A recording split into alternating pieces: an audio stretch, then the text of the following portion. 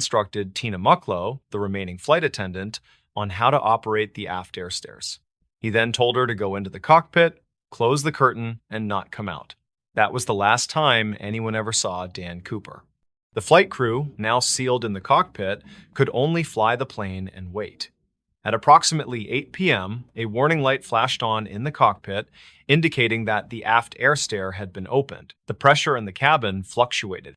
Then, at 8:13 p.m., as the plane flew through a violent thunderstorm over the dense, rugged wilderness of southwestern Washington, the tail section of the aircraft was suddenly jolted by a subtle upward movement. The crew knew what it meant.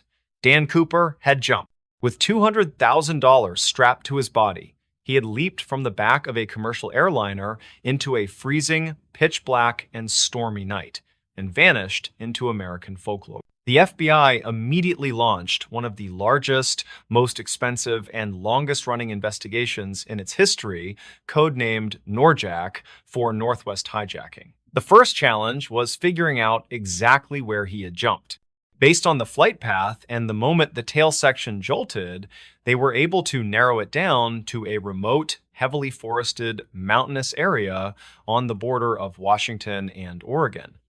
They sent in hundreds of soldiers to conduct a massive ground search, but the terrain was some of the most unforgiving in the country. It was a dense, tangled wilderness, and the search turned up absolutely nothing. No parachute, no briefcase, no money, and no body. The only physical evidence they had was what Cooper had left behind on the plane. They found his black clip-on tie, his mother-of-pearl tie tack, and 8 Raleigh cigarette butts.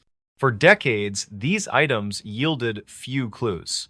But in the 2000s, forensic investigators were able to isolate a partial DNA profile from the tie. The problem was, with no body and no identified suspect, they had nothing to compare it to. For 9 long years, the case was completely cold. It seemed the mystery of D.B. Cooper, a name, by the way, that was the result of a media miscommunication, but it stuck, would never be solved. And then, in February of 1980, a small miracle occurred. An 8-year-old boy named Brian Ingram was on a family vacation digging a fire pit on a sandy beach along the Columbia River, a spot called Tennebar. About 5 inches down in the sand, his fingers hit something. It was 3 rotting bundles of cash.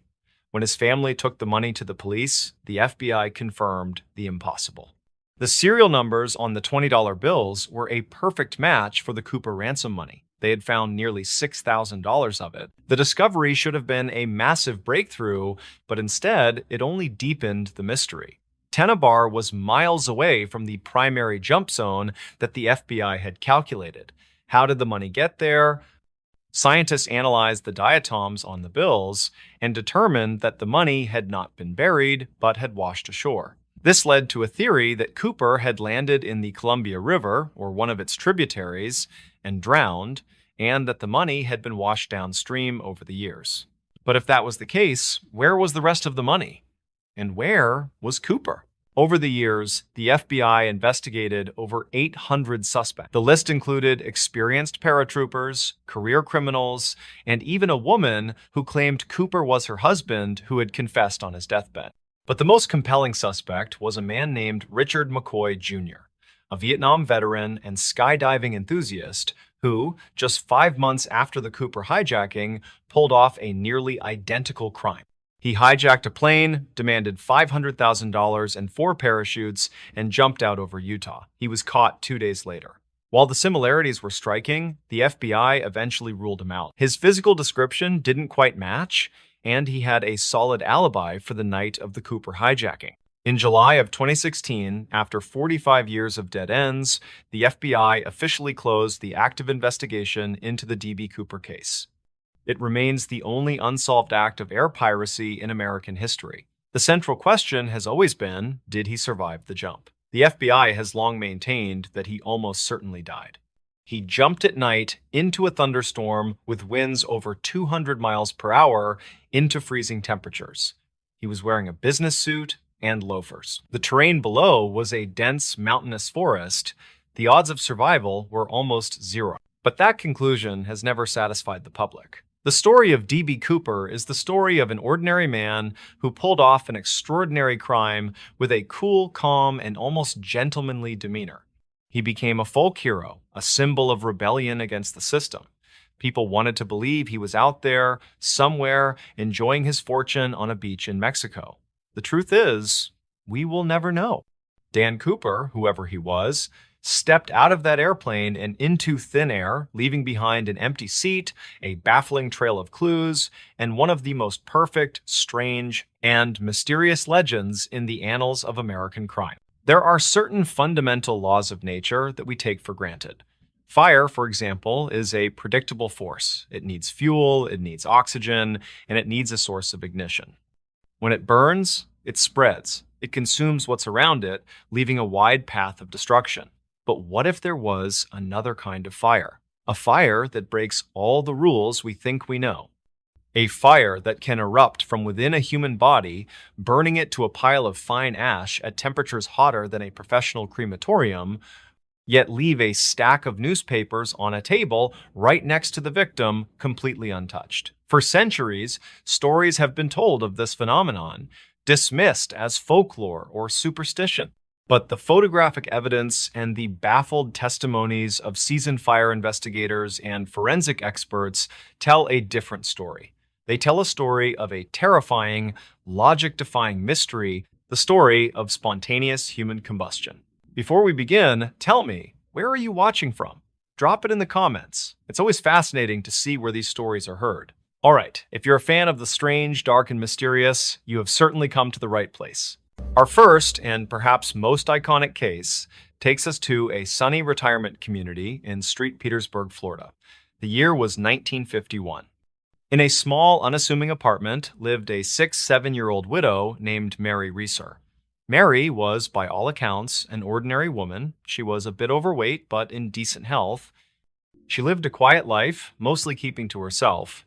On the evening of July 1st, she had a visit from her son Richard, who stopped by for a short while. He left at around 9 p.m., and he would be the last person to see his mother alive. He said she was in good spirits, sitting in her favorite overstuffed armchair, wearing a rayon nightgown and a pair of black satin slippers. She mentioned she was planning to take 2 Seconal sleeping pills, as she often did, and then go to bed.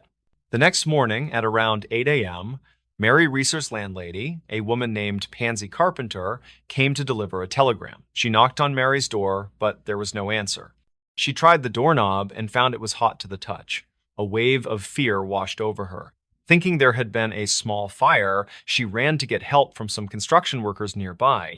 2 of the workers came back with her, and when they forced the door open, they were met with a scene that was so bizarre, so completely impossible, that it would go on to baffle investigators for decades. There was no major fire, the apartment was not a burned-out wreck, in fact, most of the room was completely untouched, but there was a thick, greasy black soot covering the upper part of the walls and the ceiling, and the air was thick with a strange, sweet, smoky smell. Their eyes were drawn to the corner of the room where Mary's favorite armchair used to be. The large, overstuffed chair was almost completely gone. All that remained was a pile of blackened coil springs. And in the center of those springs, in a small circle of scorched carpet, was a pile of fine gray ash. Mixed in with the ash were a few calcified fragments of her vertebrae and a human skull, which was described as being shrunken to the size of a teacup. And then there was the most famous and unsettling detail of all. Sticking out of the pile of ash, completely unharmed, was a single, undamaged human foot, still wearing its black satin slipper. Of the roughly 170-pound Mary Reeser, all that was left was a pile of ash, a few bone fragments, and her left foot. The police and fire departments were called to the scene, and they were utterly stumped. The lead investigator, Detective Cass Burgess, walked into the room and was met with a series of contradictions that defied all the laws of fire science. To reduce a human body to that state of cremation requires temperatures of around 3,000 degrees Fahrenheit, sustained for several hours. That is the temperature inside of a commercial crematorium.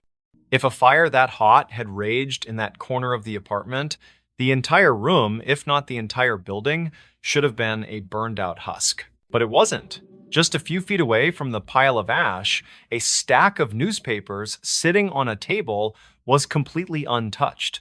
The plastic light switches on the wall had not melted. The paint on the lower part of the walls wasn't even blistered.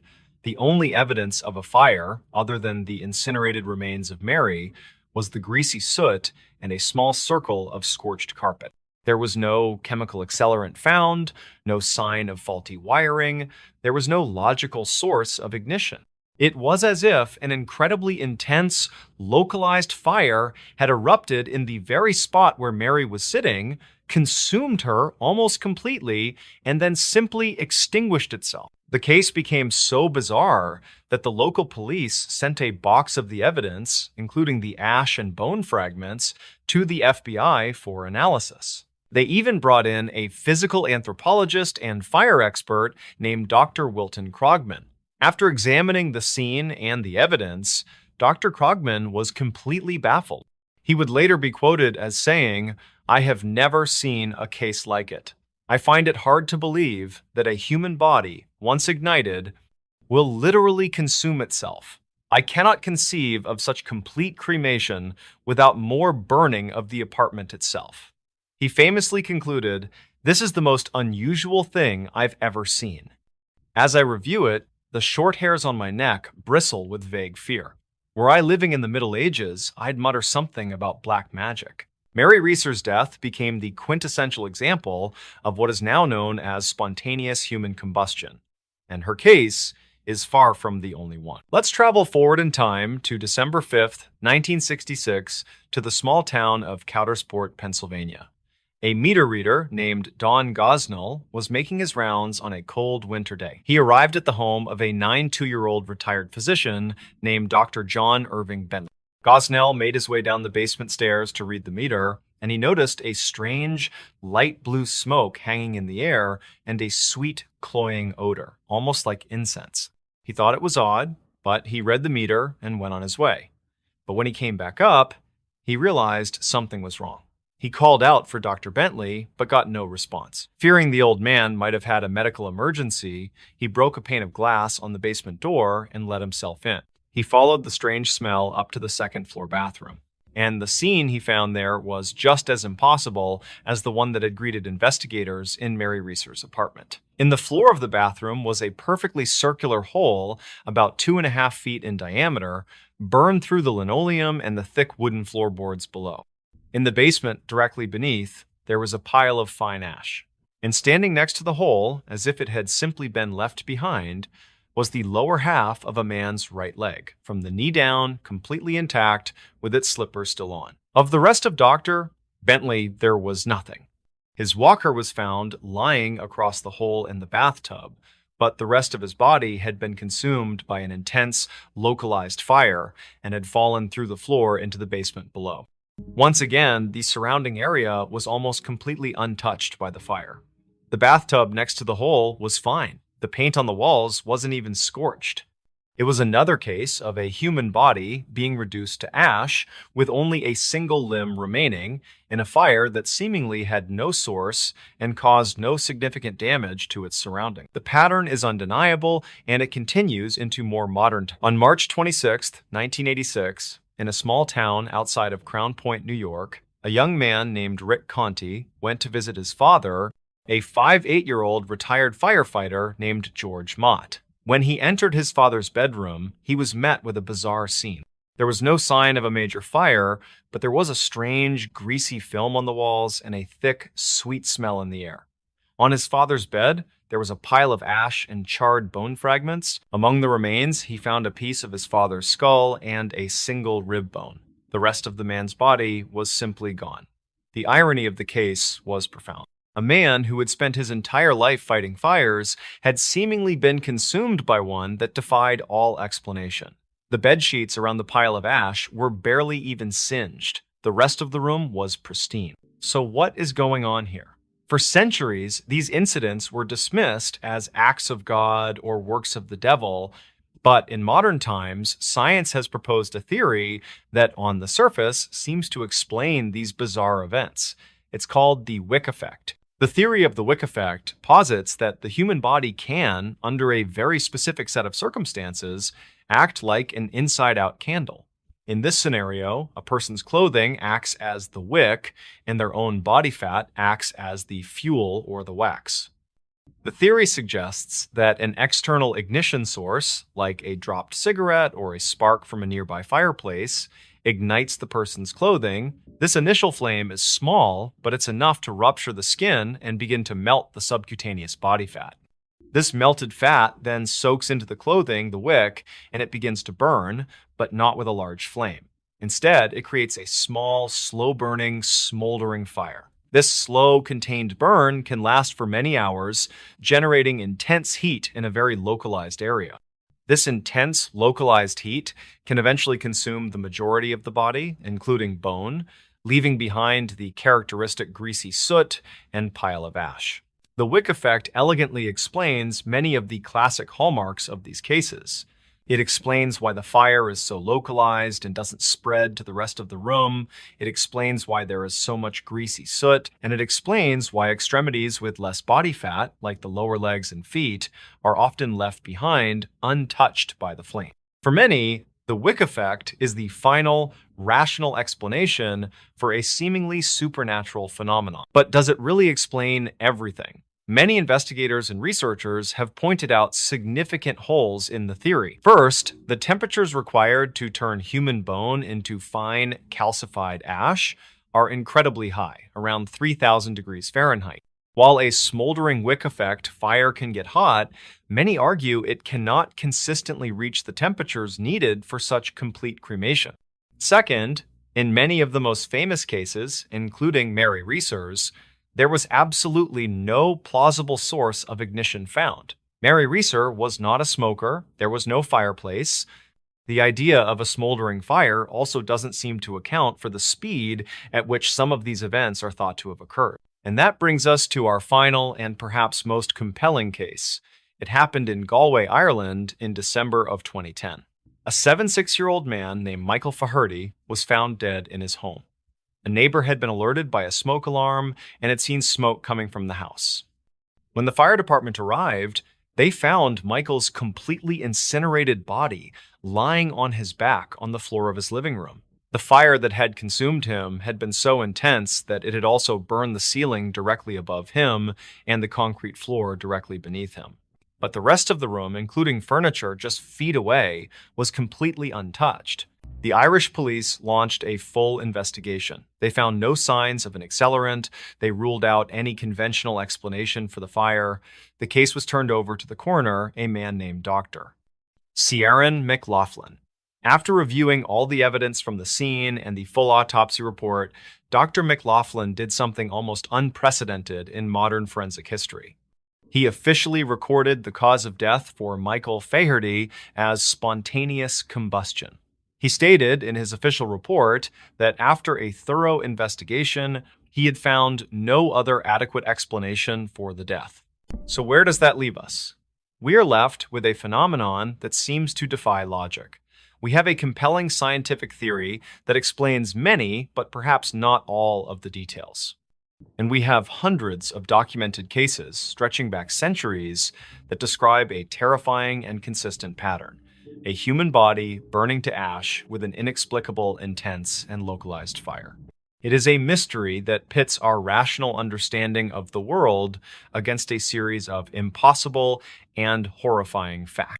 Is it possible that under some rare and unknown set of biological circumstances, the human body can become its own funeral pyre? The science says no. But cases like that of Mary Reeser, Dr. John Bentley, and Michael Faherty suggest that sometimes reality is far stranger and far more terrifying than fiction. There's a special kind of horror that belongs to the sea. It's the horror of the vast, empty expanse, the knowledge that a person can vanish into the blue and never be seen again. And no story captures this terror quite like that of the ghost ship, a vessel found sailing perfectly on its own with no one at the helm. In 2007, off the coast of Australia, a modern high-tech yacht was discovered drifting aimlessly in the Coral Sea. When authorities boarded it, they were met with a scene of profound and unsettling mystery. The engine was running, a laptop computer was on, and a meal was set on the table as if the crew was about to sit down to eat. All the life jackets were accounted for. There was no sign of a struggle, no sign of damage. The only thing missing was the boat's three-man crew. They had vanished into thin air, leaving behind a floating time capsule of their final ordinary moments and creating one of the most baffling maritime mysteries of our time. Before we begin, tell me, where are you watching from? Drop it in the comments. It's always fascinating to see where these stories are heard. All right, if you're a fan of the strange, dark, and mysterious, you have certainly come to the right place. Our story is about three friends from Western Australia who were about to embark on the trip of a lifetime. The leader of the group was 56-year-old Derek Batten, known to his friends as Des. Des was the proud owner of a brand new 12-meter catamaran he had named the Caz 2. He was a retired businessman who had been passionate about sailing for years. He wasn't a world-class sailor, but he was experienced and competent, and he had spent months preparing the Caz 2 for a grand adventure. His plan was to sail the boat from the east coast of Australia all the way around the top of the continent and back home to Perth. It was a journey of thousands of miles, a dream trip he had been planning for years. To join him on this epic voyage, Des had invited his neighbors and good friends, two brothers named Peter and James Tunstead. Peter was 69 years old, and his younger brother James was 63. They were both retired and eager for an adventure. But there was one crucial detail that would become a central point in the mystery that was to follow. Unlike Des, the Tunstead brothers were not experienced sailors. They had some basic knowledge of boating, but they were essentially landlubbers, along for the ride and to help out where they could. The safety and navigation of the Times, Caz 2 times, rested almost entirely on the shoulders of its skipper, Des Batten. On Sunday, April 15th, 2007, the three men set off. They departed from a marina in Airlie Beach, a popular tourist town on the coast of Queensland. The weather was perfect, the seas were calm, and the men were in high spirits. We know this because they documented their departure on a handheld video camera.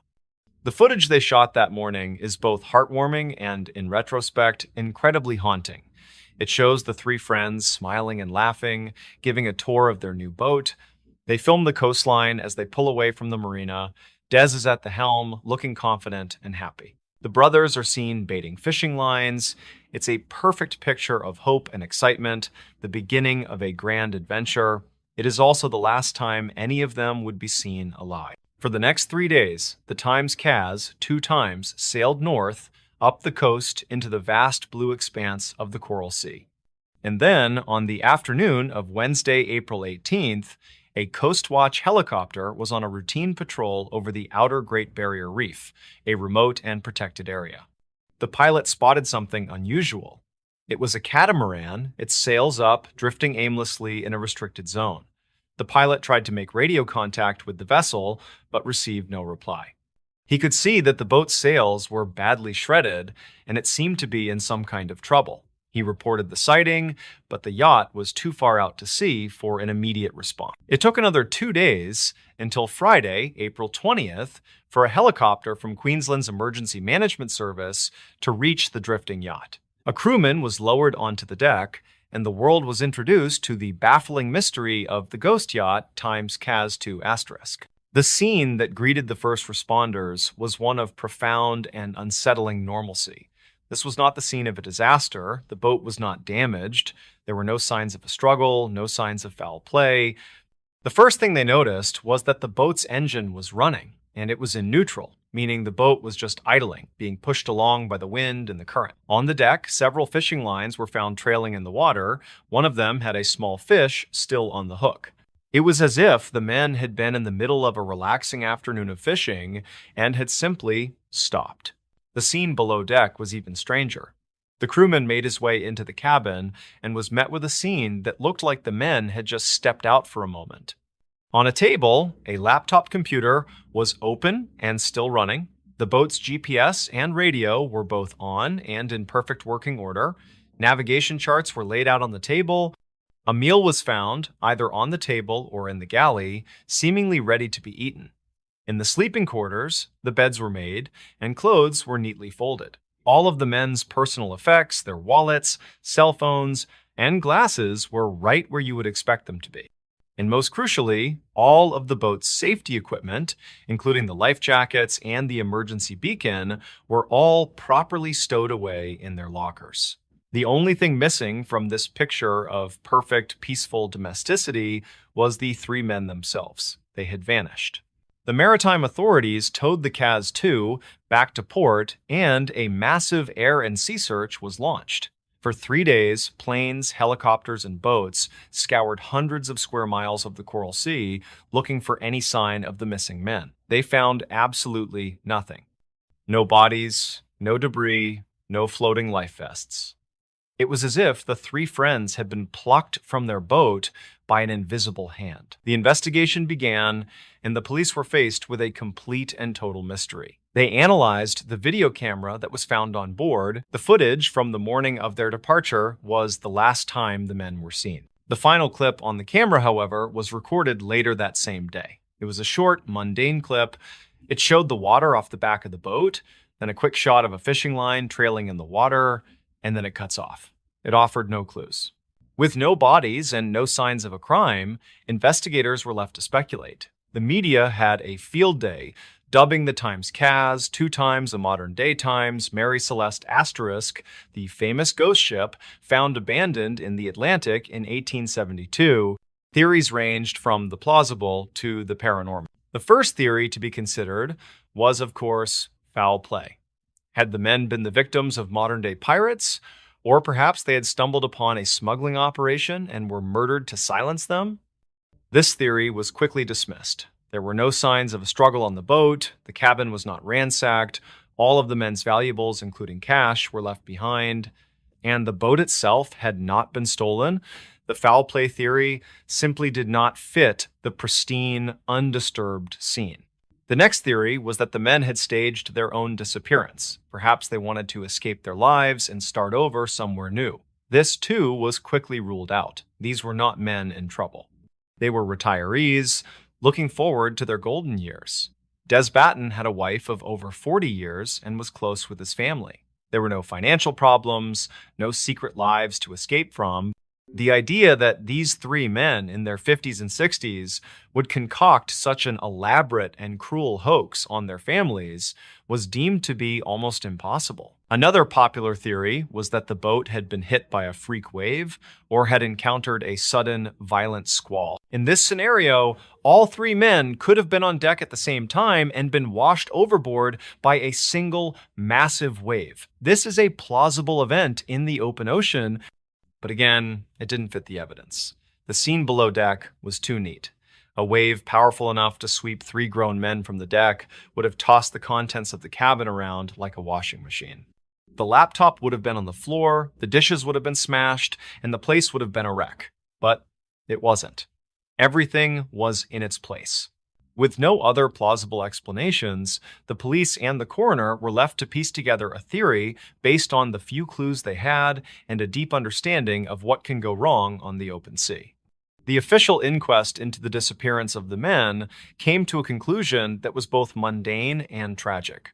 They concluded that the men had died as a result of a series of unfortunate cascading accidents.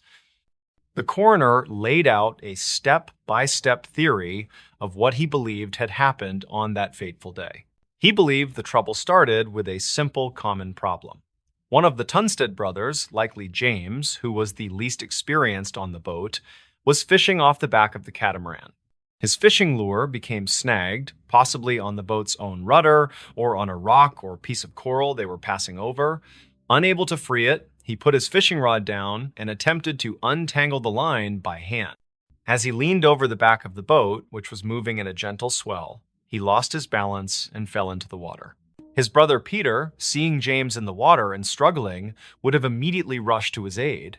But instead of throwing him a life jacket or a rope, Peter, in a moment of panic and inexperience, also jumped into the water to try and save his brother.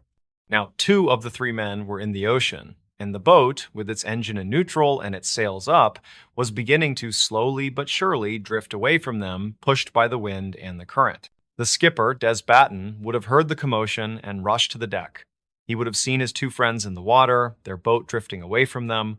He was the only one left on board and the only one with any real sailing experience. He would have tried to turn the boat around to get back to them.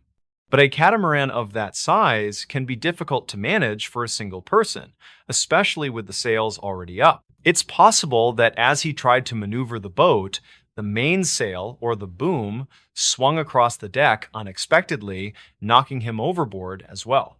Or, in an even more tragic scenario, Des, seeing his friends struggling and the boat drifting away too quickly, made a final, desperate, and heroic decision. He may have realized he couldn't get the boat back to them in time. So, he may have grabbed a rope, or simply trusted in his own ability as a swimmer and jumped into the water himself in a last-ditch effort to save his friends. In either scenario, the result is the same. All three men were now in the water, and their empty yacht was sailing away from them, moving just a little bit faster than a man can swim. They would have watched, exhausted and helpless, as their only hope of survival slowly drifted over the horizon. This chain of events theory is the official explanation for the disappearance of the crew of the Kaz-2. It's a logical and plausible scenario that accounts for the inexperience of the crew, the trailing fishing lines, and the lack of any signs of foul play. But it is important to remember that it is still just a theory. There is no proof. It is a story pieced together by investigators to try and make sense of an otherwise senseless scene. We are left with the haunting image of that boat sailing on its own, a perfectly preserved, floating ghost ship, a testament to how quickly a dream vacation can turn into an inexplicable maritime nightmare. The three men, Des, Peter, and James, were never found, their bodies and the true secret of their final moments swallowed by the vast, unforgiving sea. Imagine a criminal who doesn't want to hide in the shadows. Instead, they want the entire world to watch their every move. Now imagine this criminal isn't a person, but a ghost, a faceless group that calls itself the Monster with 21 Faces. For 18 months, this phantom entity held the entire nation of Japan hostage. They kidnapped the CEO of a billion-dollar company, poisoned candy, and put it back on store shelves for children to find. And all the while, they sent taunting, playful letters to the police and the media, turning their crime spree into a terrifying national drama. They were always one step ahead, and in the end, they simply announced they were bored of the game and vanished forever, leaving behind one of the most baffling and audacious unsolved cases in the history of crime. Before we begin, tell me, where are you watching from? Drop it in the comments. It's always fascinating to see where these stories are heard. All right, if you're a fan of the strange, dark, and mysterious, you have certainly come to the right place. Our story begins in the spring of 1984 in the prosperous and orderly nation of Japan. At the head of one of the country's largest and most beloved candy companies, Ezaki Glico was its president, a 42-year-old man named Katsuhisa Ezaki. Glico was a household name, famous for iconic snacks like Pocky and Pretz. Ezaki lived a comfortable life with his wife Mariko and their three children in a wealthy suburb of Nishinomiya. On the evening of March 18th, he was enjoying a relaxing bath at home after a long day. He had no idea that his quiet, successful life was about to be shattered, and that he was about to become the first pawn in a bizarre and terrifying game. At around 9 p.m., two masked men, armed with guns and a key, quietly let themselves into his mother's house, which was right next door to his own. They tied up his 70-year-old mother and forced her to give them the key to her son's home. A few minutes later, Ezaki's wife Mariko heard a noise and came downstairs to find the two masked intruders in her home. They brandished their weapons and told her they wouldn't harm her or the children if she just stayed quiet. One of the men then cut the phone lines while the other went upstairs. He kicked open the bathroom door to find a shocked Katsuhisa Ezaki. They dragged him from his bath, naked and dripping, and threw him into the shower. They told him they wanted money, 1 billion yen, the equivalent of about 10 million US dollars at the time, and 10 kilograms of gold bullion. Before he could even process the demand, they hustled him out of his own home, wrapped him in a blanket, and forced him into a waiting car. The president of the Glico Candy Company had been kidnapped from his own bathroom. The next day, the kidnappers sent a ransom note to the company demanding the massive sum of money, but the kidnappers, whoever they were, had underestimated their victim. Azaki was not a man who would sit and wait for his fate to be decided. He was being held in a small, windowless room in what he believed to be an abandoned warehouse. After 3 days in captivity, he saw his chance. He managed to loosen his restraints, and when his captors were distracted, he made a break for it. He burst out of the warehouse and ran for his life, eventually making it to a nearby road and flagging down help. He had escaped. For the police and the Glico company, it was a moment of immense relief. The crisis was over, but they were wrong. The crisis was just beginning. The kidnappers hadn't just lost their hostage, they had been publicly embarrassed, and now they wanted revenge. This is when the criminals adopted their now famous persona. A few weeks after the escape, letters began to arrive at newspaper offices and police stations across Japan. They were from the kidnappers, but they were now writing under a new name, a name taken from a famous series of Japanese detective novels by the author Edogawa Rampo. They called themselves Kaijin Nijuichi Menso, which translates to the monster with 21 faces. Their letters were unlike any ransom notes the police had ever seen. They were not just demanding, they were theatrical, arrogant, and filled with a strange, dark sense of humor. They were written in a folksy, sometimes childish dialect, and they were filled with insults aimed at the police and the media. One of their early letters read, "To the dumb police, are you stupid? There are so many of you, what are you doing? If you were professionals, you would have caught us. Your abilities are so bad, we will give you a hint." This was their style. They weren't just criminals, they were performers, and all of Japan was their unwilling audience. Their first public act of terror was a direct attack on the Glico company. They sent a letter to the media announcing that they had laced Glico candy products with potassium cyanide, a deadly poison, and placed them back on store shelves. The announcement caused immediate and widespread panic. Japan is a country where food safety is taken incredibly seriously, and the idea of poisoned snacks aimed at children was a national nightmare. Glico had no choice but to pull all of its products from every store in the country. The company lost over $20 million and had to lay off hundreds of workers. The monster had failed to get their ransom, so they had inflicted a different kind of pain, bringing a corporate giant to its knees. After a few months of tormenting Glico, the monster went silent. The public began to hope the nightmare was over. But then, in September, they returned, this time with a new target, another major food company called Morinaga. Their tactics were the same. They sent letters demanding money, and when the demands weren't met, they escalated to public terror. But this time, they did something even more sinister. They didn't just claim times to have poisoned the candy, they showed the world they had actually done it. They sent letters to news outlets across the country, telling them the exact stores, and in some cases, the exact locations on the shelves where they had placed the poisoned products. A frantic race would begin, with reporters and police officers rushing to the named stores, and they would find them. Boxes of Morinaga candy, just as the monster had described, but with a new, professionally printed label on them that read, in Japanese, "Danger contains toxins. You will get sick if you eat this." The monster with 21 faces. It was a brilliant and diabolical act of psychological warfare. They weren't actually trying to kill anyone. They were proving that they times could asterisk. They were showing the entire country that they had the power to place poison in the hands of any child at any time. The fear was palpable. Candy sales plummeted across the country. Stores started pulling all Morinaga products from their shelves. The monster was in complete control. They expanded their campaign, sending threatening letters to Marudai Ham and House Foods Corporation, two other massive food companies. The Japanese food industry was in a state of siege. The National Police Agency, meanwhile, was engaged in the largest and most frustrating manhunt in the country's history. They had over 1,000 investigators working the case full-time. But they were chasing a ghost. The monster was incredibly skilled at covering their tracks. The letters were typed on an old Japanese typewriter, making them untraceable. They used public payphones for their calls. But the police did have a few agonizingly close calls. On two separate occasions, they arranged for a money drop with the criminals, both times the police were outsmarted. In one instance, a police officer was instructed to board a train and look for a man carrying a white flag. He was then supposed to follow that man to the drop-off point. The officer boarded the train, but he described the scene as chaotic, with so many people that he couldn't properly identify the contact.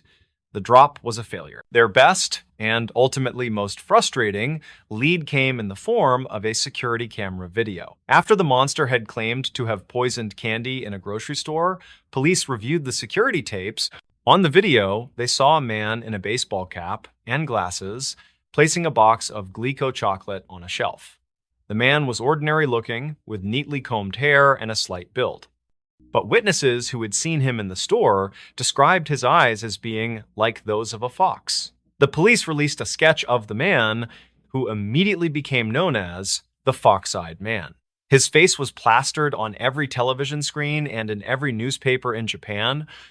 He became the public face of the monster, but despite the nationwide manhunt, he was never identified. The crime spree continued for 18 long, terrifying months. And then, just as suddenly as it began, it ended. In August of 1985, the monster sent their final letter to the media. The tone was, once again, bizarrely nonchalant. It read, "Japan has become hot and humid, so we decided to forget about torturing food companies. After this, we will not threaten any more companies." They mocked the police one last time for their failures and then ended the letter with a strange, almost childish sign-off. "We are bad guys," which means we have more things to do than bully companies. It is fun to lead a bad man's life. The monster with 21 faces. And with that, they were gone.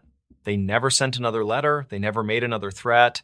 The most notorious criminal entity in Japanese history had simply announced they were finished playing their game and had vanished back into the shadows from which they came.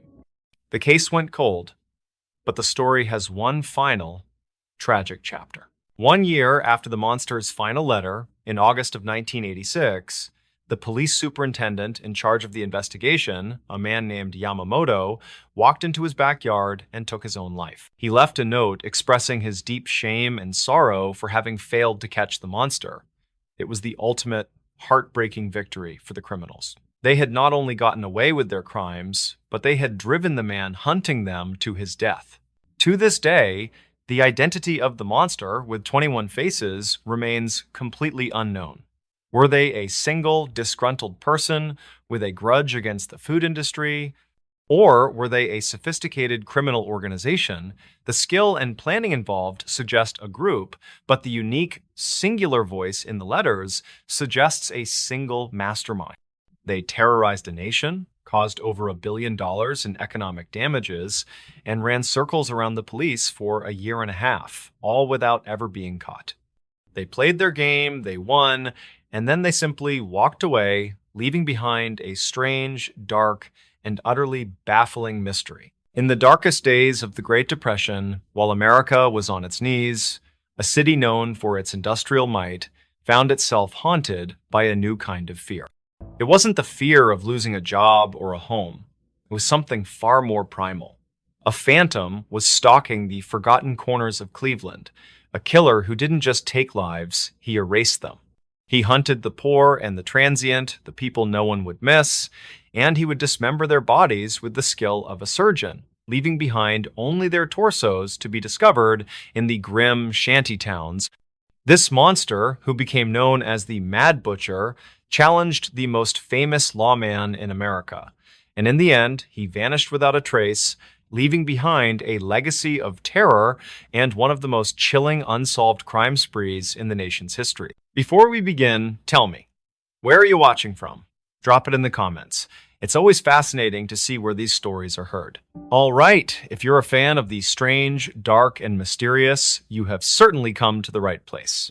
To understand this story, you first have to understand the city where it took place. The Cleveland of the 1930s was a city of stark contrasts. On one hand, it was a powerhouse of American industry, a place of soaring skyscrapers, wealthy industrialists, and civic pride. But beneath that gleaming surface was a dark underbelly, a world shaped by the crushing weight of the Great Depression. Thousands of people were out of work, living in poverty and despair. And the epicenter of this despair was a place called Kingsbury Run. Kingsbury Run wasn't really a neighborhood. It was more like a scar running through the heart of the city. It was a long, polluted creek bed that snaked through the industrial valley, flanked by railroad tracks and grimy factories. In the shadow of the city's progress, a massive shantytown had sprung up. Hundreds, if not thousands of people lived there in makeshift shacks built from scrap metal, cardboard, and wooden crates. It was a place for the forgotten, the unemployed, the drifters, the alcoholics, the people who had fallen through the cracks of society. It was a grim, lawless place, full of shadows and secrets. And it was here, in this forgotten world, that a monster found his hunting ground. Our story officially begins on September 23rd, 1935. Two teenage boys were walking along the edge of Kingsbury Run when they stumbled upon a horrific discovery. Lying in the weeds was the naked lower half of a man's torso. A short distance away, they found the upper half. The man's head and all of his limbs were gone. He had been expertly dismembered, and his body had been completely drained of blood. The police were called, and they were baffled.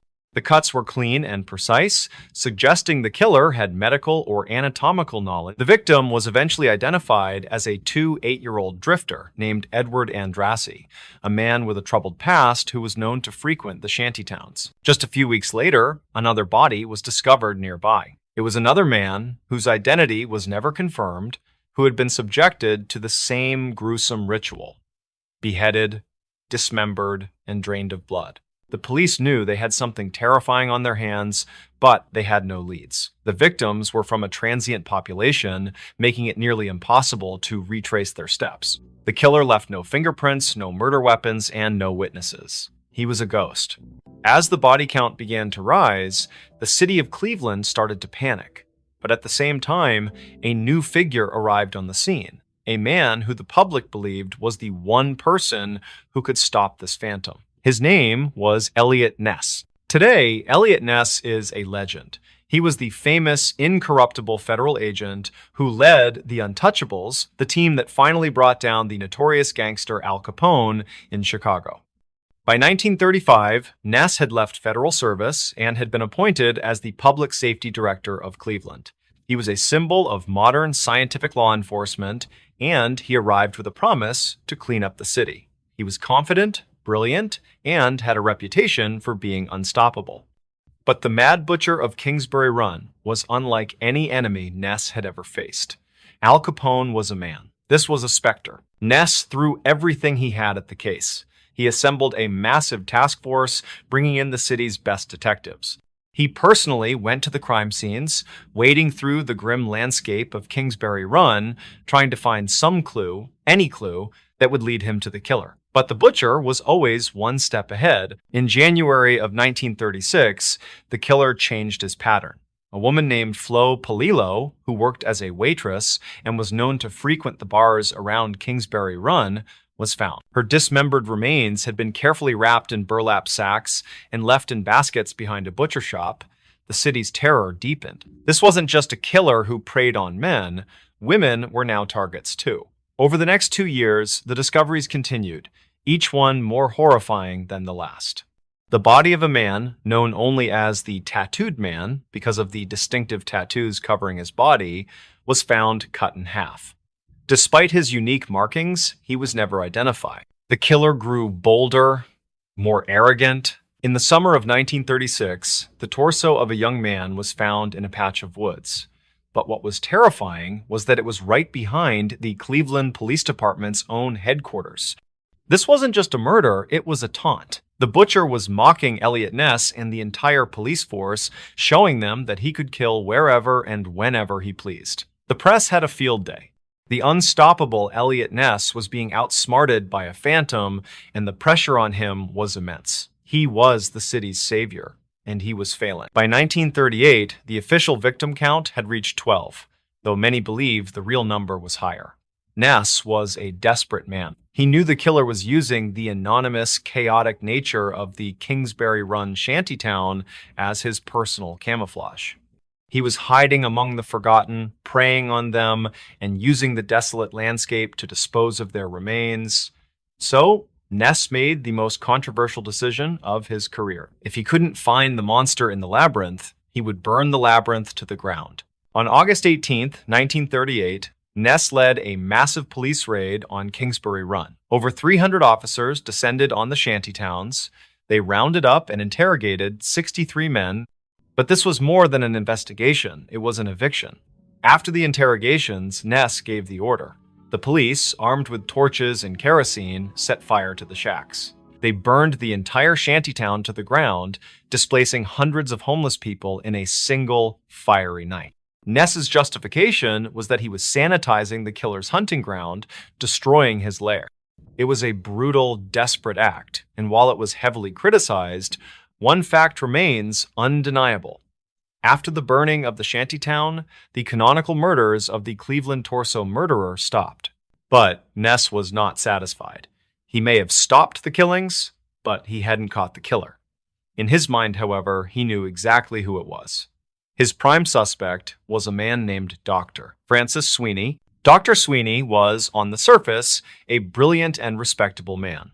He was a surgeon who had served in a medical unit during World War I, where he had performed countless battlefield amputations. He was a man who knew the human body intimately, but after the war, Sweeney was a broken man. He suffered from severe alcoholism and had a history of mental breakdowns. He was known to have a violent temper, and his personal and professional life had completely fallen apart. And crucially, he lived with his family in a home that was directly overlooking Kingsbury Run. Ness became obsessed with Sweeney. The man had the surgical skill, the knowledge of anatomy, and the proximity to the crime scenes. He fit the profile perfectly. But Ness had no physical evidence to tie him to the crimes. So, he did something highly unorthodox. He secretly took Dr. Sweeney into custody and brought him to a hotel room where, for 2 weeks, Ness and another detective personally interrogated him. Ness was convinced he was the butcher. Sweeney even allegedly failed 2 early polygraph tests. But a polygraph wasn't admissible in court, and Sweeney never confessed. Without a confession and without any hard evidence, Ness knew he couldn't charge him. Sweeney was a well-connected man from a prominent family, and a failed prosecution would have destroyed Ness's career. Frustrated, Ness had to let him go. But Sweeney knew that Ness would never give up. Shortly after the interrogation, Dr. Francis Sweeney voluntarily committed himself to a mental institution. By declaring himself mentally insane, he had legally placed himself beyond the reach of the law. He could no longer be questioned or charged. He had outmaneuvered the great Eliot Ness. Dr. Sweeney would spend the rest of his life in various institutions for veterans, but he never forgot about the lawman who was so convinced of his guilt. For years, until his death in 1964, Sweeney would taunt Eliot Ness, sending him cryptic, mocking postcards from the hospitals where he was confined. The case of the Cleveland torso murderer was never officially solved. No one was ever charged, and the true identity of the killer remains a mystery. But for Eliot Ness, the case was a personal failure that would haunt him for the rest of his life. He had faced down the Chicago mob and won, but he was defeated by a single, shadowy figure who was either a brilliant, insane surgeon or someone else entirely who simply vanished back into the shadows from which he came. The story is a chilling reminder that sometimes the most terrifying monsters are the ones who are never caught. And that's the end of this story. Now, we jump into another story. There's a powerful idea in our culture, the dream of owning a home, a place of your own, a sanctuary to raise a family, to make memories, to put down roots. We pour our hopes and our savings into these structures of wood and brick, but we're often not the first. Every house, especially an old one, has a history. It has layers. It has soaked up the joys, the sorrows, and the secrets of the lives lived within its walls. Most of the time, those are just quiet ghosts of memory. But this story is about a family who bought their dream home for a bargain, a foreclosed property in a quiet town. And in that house, they found a diary left by the previous owner. A diary that wasn't just a record of a life, but a set of instructions for surviving what lived inside the walls with him, and by the time they understood what they were reading, it was already too late. This is the story of the Miller family, Tom, Sarah, and their 10-year-old daughter, Chloe. Before we begin, tell me where are you listening from and what time is it there? Our story begins in the spring of 2014. The Millers were at a turning point. Tom was a contractor who had just landed a stable new job. Sarah was a freelance graphic artist who could work from anywhere. They decided it was time to leave the cramped suburbs of Boston for a quieter, slower life. They found their dream on a real estate website, a beautiful two-story Victorian house on a few acres of land in a small rural town in Maine. The house was magnificent, with a charming wraparound porch, a turreted roof, and large, beautiful windows. It needed a lot of work, the paint was peeling, the garden was overgrown, but it had what the real estate agents call good bones. And the price was unbelievable. It was a foreclosure. The bank had repossessed it after the previous owner, an elderly man, had passed away with no heirs. For Tom and Sarah, it felt like winning the lottery. They moved in on a bright, sunny day in May. The house was even better in person, but there was a certain melancholy that clung to the place. The air inside was still and heavy with the feeling of abandonment. And they noticed the neighbors were reserved, polite, but they wouldn't make eye contact for long, and they were reluctant to talk about the previous owner, a man they only referred to as Mr. Barrow. Tom, being a contractor, was excited to get to work. He started with the master bedroom, which had some significant water damage in the closet. As he was tearing out a section of damp drywall, his crowbar hit something solid. It wasn't a stud or a pipe. Behind the wall was a small hidden cavity, and nestled inside was a small leather-bound journal. It was old, the cover worn smooth with time, but it was in perfect condition. It wasn't locked.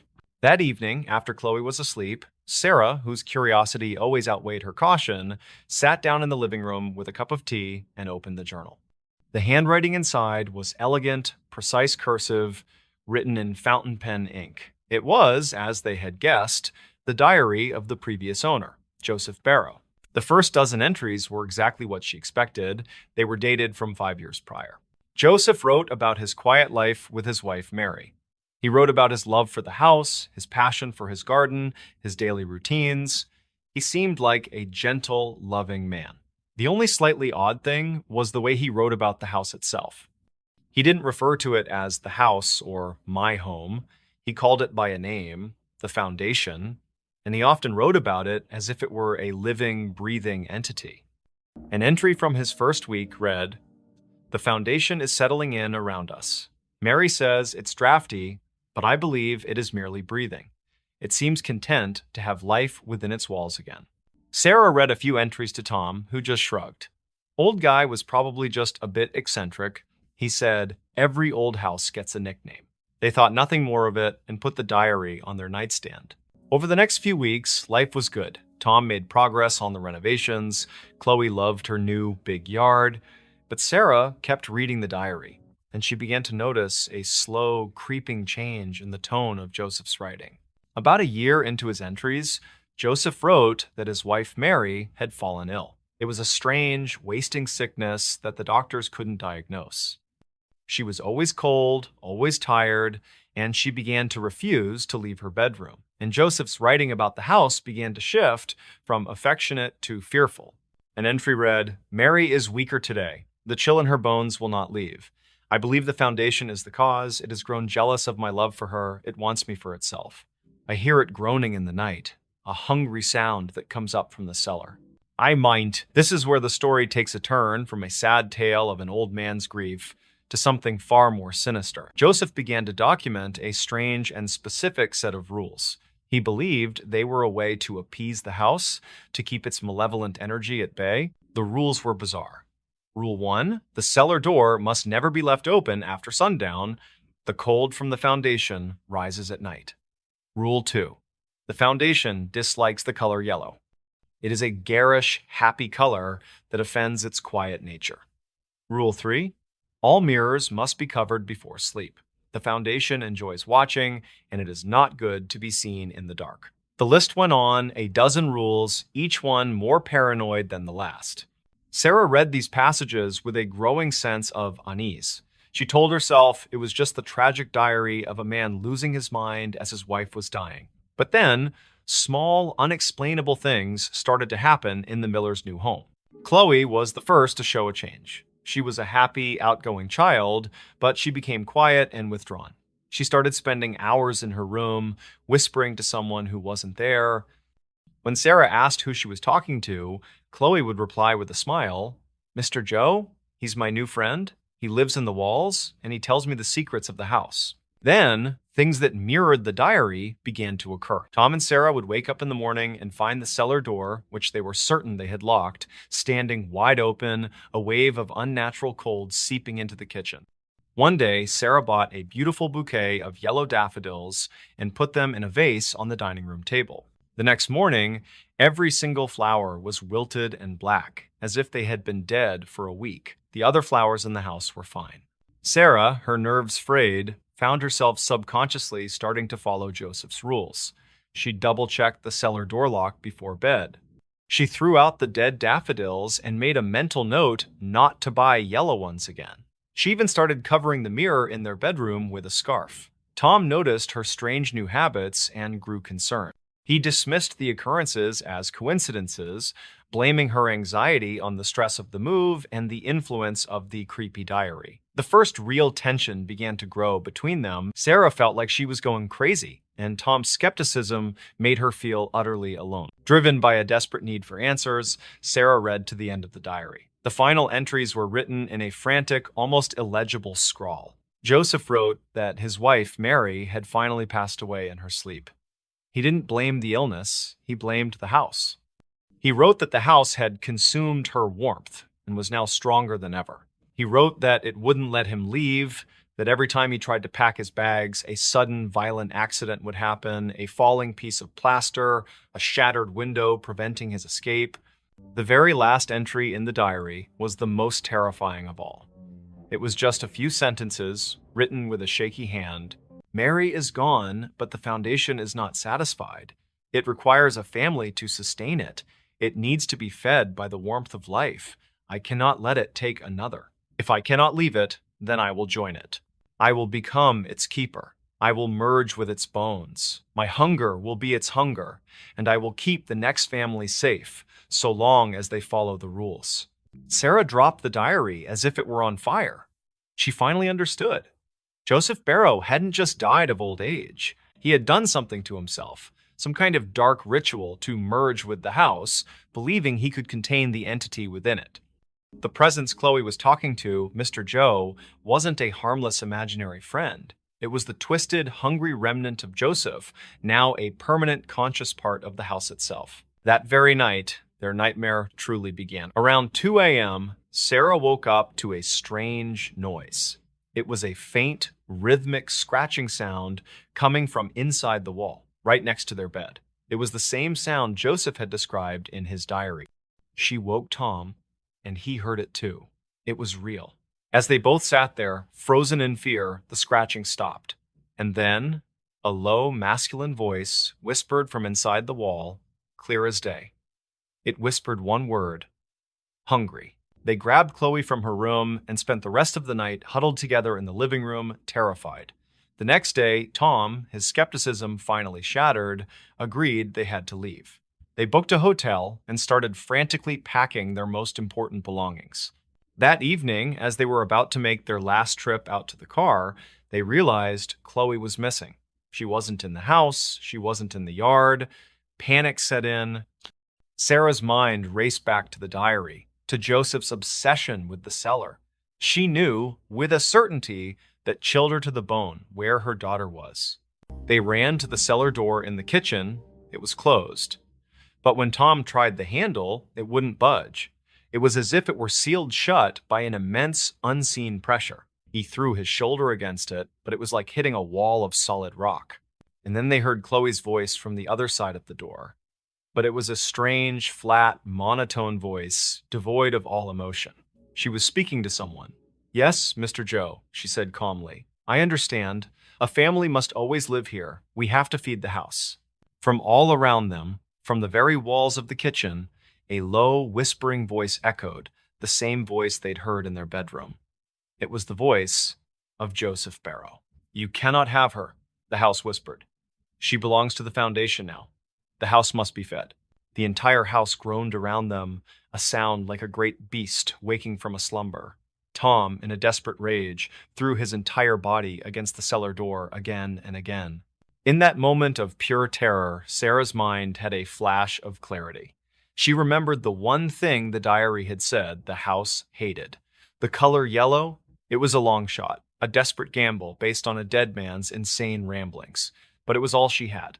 In the living room, among the boxes, was a can of bright canary yellow paint they had bought for Chloe's room. "Keep him busy!" she screamed at Tom. While Tom continued to pound on the door, drawing the house's malevolent attention, Sarah ran, grabbed the can and a paintbrush, and pried the lid open with shaking hands. She ran back to the cellar door and began to frantically slap the thick, bright yellow paint all over the wood. The reaction was immediate and violent. A low, guttural moan of what sounded like pure agony echoed through the entire structure. The whispering voice of Joseph screamed, a sound of rage and pain that seemed to shake the very foundations of the house. The pressure on the door vanished. Tom turned the handle and it swung open easily into the darkness below. He and Sarah scrambled down the steps and found Chloe standing at the bottom, in the center of the cold earthen floor, staring at a damp, crumbling section of the stone wall. She was dazed, as if waking from a dream. They didn't wait. They each grabbed one of her hands and fled. They ran out of the house, got in their car, and drove away without looking back, leaving all their belongings and their dream home behind them. The Miller family moved to a small, modern apartment in another state and began the slow process of healing. The house in Maine, once again, sits empty, the bank having foreclosed on it for a second time. But the story doesn't quite end there. The local police have been called to the property a few times by neighbors reporting lights turning on and off in the empty house. Teenagers, on a dare, have snuck onto the porch. They say that if you press your ear against the old walls of the house, you can still hear a man's voice whispering inside. He's still whispering his rules, preparing the house for its next family. But he's added a new one to his list, a rule he learned the hard way, whispered over and over again into the darkness: no yellow. The Foundation hates yellow. The Millers didn't destroy the entity, they just gave it a new piece of information. The trap is now smarter, it's more patient, and it's waiting for the next family to come looking for their dream home. In a remote, ice-cold valley in Norway, a place the locals call Death Valley, a hiker and his daughters stumbled upon a gruesome sight. It was the partially burned body of a woman, surrounded by a bizarre collection of objects, bottles, pills, and an umbrella, all arranged in a strange, almost ritualistic manner. When police arrived, they found that every single identifying mark had been systematically erased. The labels from her clothes were cut off, and even the fingerprints on her hands had been sanded away. For over 50 years, this woman has remained a ghost. Her case is a labyrinth of fake passports, wigs, coded messages, and Cold War intrigue. She is perhaps the most perfect unsolved mystery of the 20th century. She is the Isdal woman. Before we begin, tell me, where are you watching from? Drop it in the comments. It's always fascinating to see where these stories are heard. All right, if you're a fan of the strange, dark, and mysterious, you have certainly come to the right place.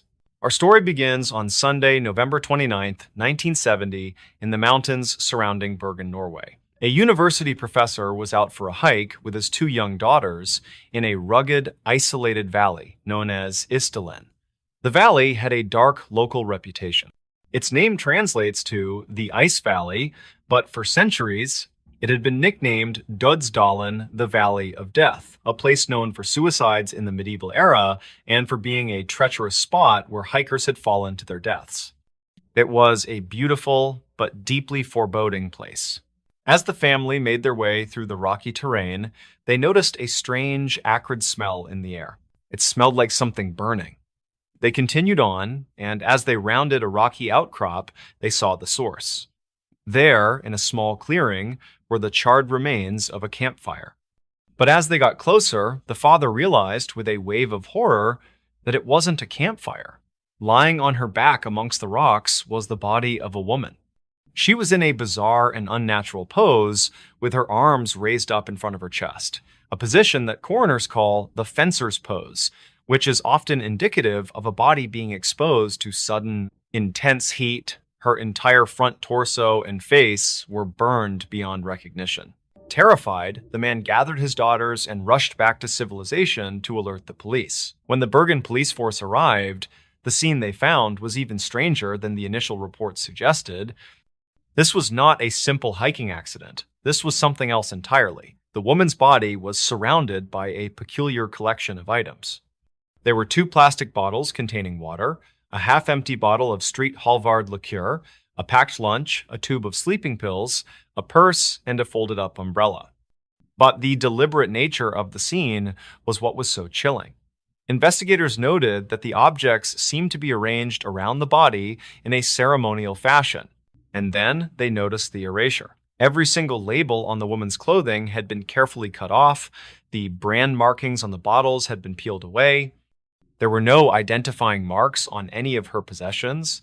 This was a person who had gone to extraordinary lengths to ensure no one would ever know who she was. The police initially thought this was a suicide, a strange one, but a suicide nonetheless. But when the body was taken back to the morgue, the mystery deepened. The medical examiner discovered that the woman's fingerprints had been systematically sanded or filed off her fingertips. This was not the act of a desperate person ending their life. This was the work of someone who was an expert at erasing an identity. This was the work of a professional. With no ID, no fingerprints, and no recognizable features, the investigation was at a complete standstill. They had a ghost. Their first big break came a few days later. Police discovered 2 suitcases that had been left in a luggage locker at the Bergen train station. They managed to trace them back to the hotel where the mystery woman had last been staying. When they opened the suitcases, the case blew wide open, taking a sharp turn from a strange death to a full-blown international espionage thriller. Inside the suitcases, there was no identification, but there was a collection of wigs and several pairs of non-prescription glasses, clearly meant for changing one's appearance. There was a variety of different currencies: Norwegian, Belgian, British, and Swiss. There were maps, bus and train timetables, and a tube of eczema cream with the prescription label removed. And just like at the crime scene, every single piece of clothing in the suitcases had had its tags and labels meticulously cut off. But the most important discovery was a small notepad.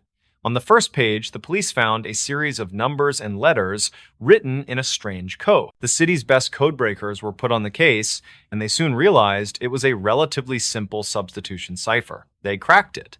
But the decoded message wasn't a confession or a spy's secret. It was a dry, meticulous list of dates and locations. It was a travel log. 025-030p, translated to October 25th to 30th Paris. N29, S2, O translated to November 29th, Stavanger. October 2nd, Oslo. It was the travel itinerary of a ghost. Using the decoded notepad and witness statements, the police began the painstaking process of retracing the woman's steps. And they discovered that she hadn't just been a ghost in death, she had been one in life, too. They found that she had traveled all over Europe, from Paris to Geneva to Oslo, using at least 8 different completely fake passports. She had checked into hotels under a series of aliases: Fenella Lork, Claudia Telt, Vera Jarley, Alexia Zarna Merches. Each name came with a different nationality and a different backstory. Handwriting analysis of the hotel check-in cards she had filled out confirmed they were all the same person. Witness descriptions from hotel staff across Norway and Europe began to paint a picture of this enigmatic woman. She was described as elegant, well-dressed, and always solitary. She spoke German, French, Flemish, and English, all with an unidentifiable accent. She always paid in cash and often requested to change rooms multiple times during a single stay. She was a woman who was an expert at being seen, but never known. Investigators were able to piece together her final days in Bergen. She checked into the Hotel Hordeheimen, staying in room 407. She told the staff she was a traveling saleswoman and antique dealer. She would often leave her room for long periods, and when she was there, she seemed paranoid, keeping the furniture pushed up against the door. After a few days, she checked out and moved to another hotel, and then another, a classic sign of someone trying to avoid being followed. The last time anyone saw her alive, she was checking out of her hotel on the morning of November 23rd. She paid in cash, and a taxi took her to the Bergen train station, where she put her 2 suitcases into a storage locker. After that, she seems to have vanished for several days. It's believed she was seen by a local man on the day she died, November 29th. He saw a well-dressed woman, not in hiking gear, walking ahead of him on the trail leading into Isdalen Valley. She had a look of fear on her face, and he noticed 2 large, dark-haired men in coats following her at a distance. He thought it was strange, but didn't want to get involved. He didn't report it to the police until after her body had been found. The autopsy revealed that the woman had died from a combination of 2 things. She had a massive amount of phenobarbital, a powerful sleeping pill, in her stomach, at least 50 pills, and she had died from carbon monoxide poisoning from the fire. Soot was found in her lungs, which meant she was still alive and breathing as the fire burned. The official cause of death was ruled a suicide. But this conclusion has been challenged by investigators and journalists for decades. It makes almost no sense. If you were planning to take your own life with an overdose of sleeping pills, why would you also set yourself on fire? And if you were going to do that, why would you do it in such a remote, hard-to-reach location? Why would a suicidal person go to the extreme, professional-level lengths of erasing their fingerprints and cutting every label from their clothing?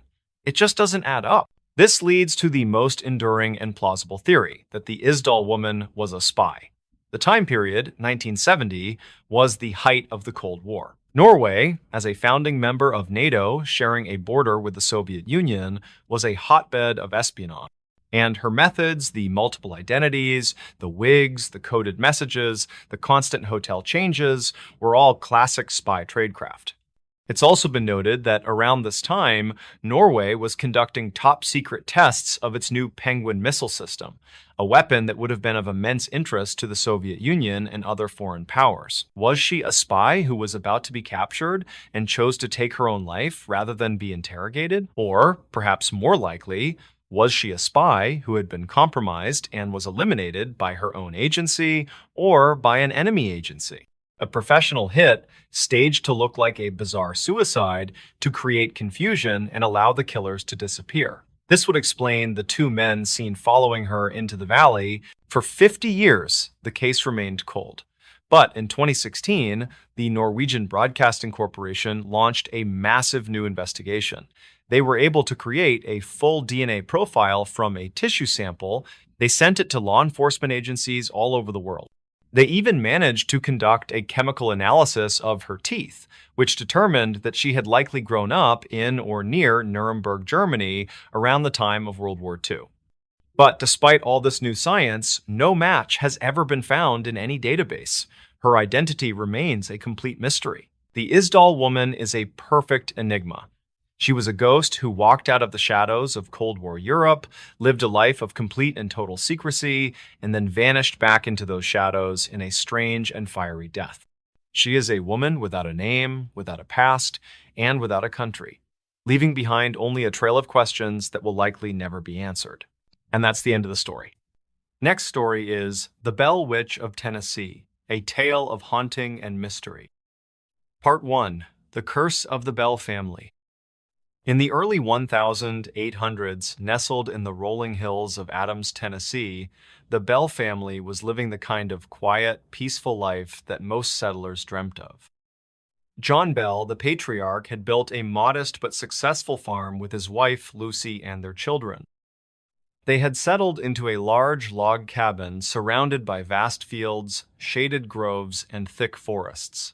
Their home was a beacon of serenity in the otherwise untamed wilderness of early America.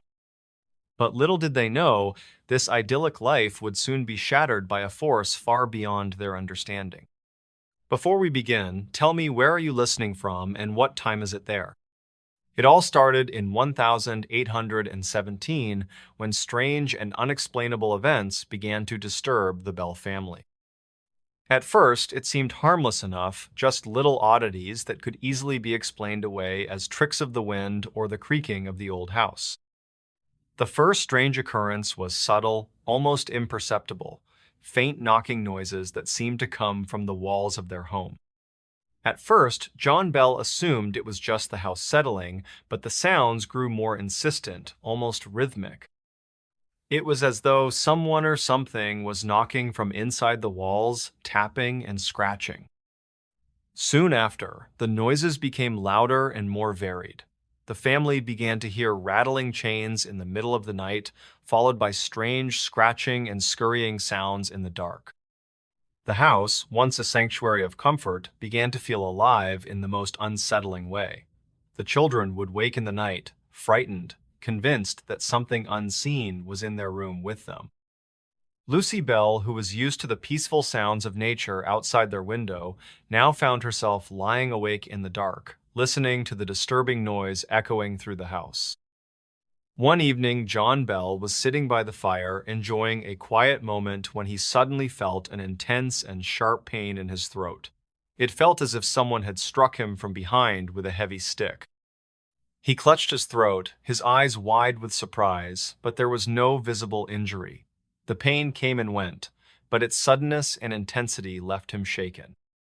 He wondered if it was just a momentary ailment, but soon after, other strange things started happening to him as well. He felt weak and unable to move, as though a heavy weight was pressing down on him, sapping his strength. As the days passed, these odd occurrences became more frequent. The family would wake in the morning to find objects had been moved or displaced overnight. Chairs that had been neatly tucked under the table would be found overturned, and the household items that had once been in their proper place were now scattered about in a haphazard manner. At night, the sound of heavy footsteps pacing back and forth outside their door would keep them awake, their minds filled with dread and confusion.